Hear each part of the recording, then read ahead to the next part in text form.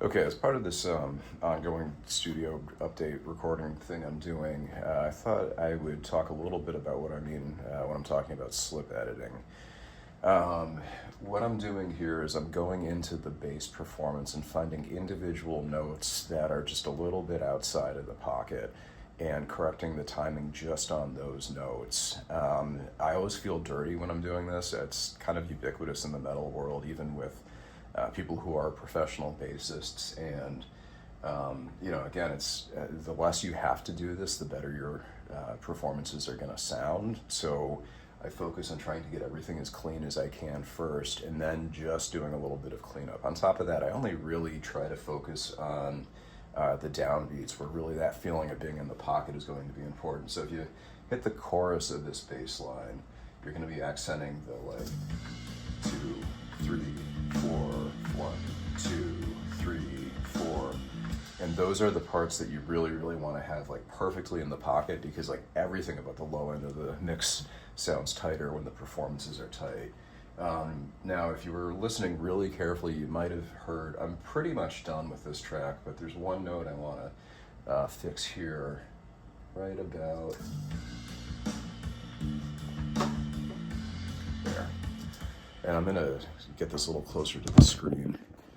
You can kind of see it there if you look at that. There's that note that's a little behind the beat there. That finger was not helpful.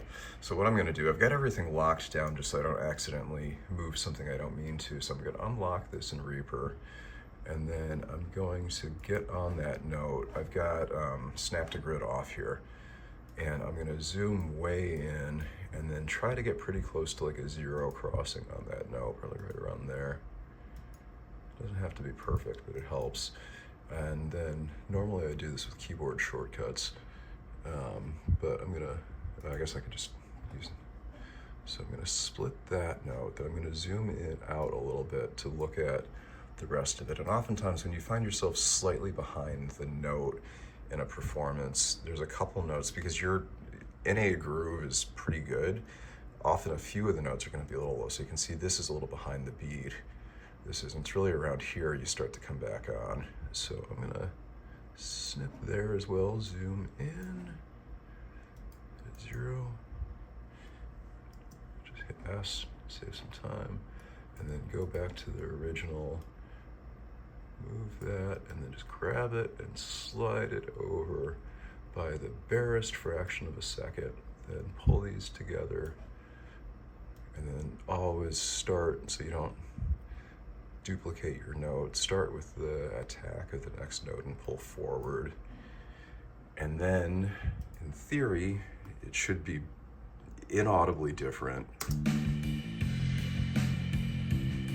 but you're firmly on the beat. And when you get a full mix going and you get the kick and the drums, or the kick drums and the bass really working together like that, everything is going to sound tighter in the low end for that. Cheers.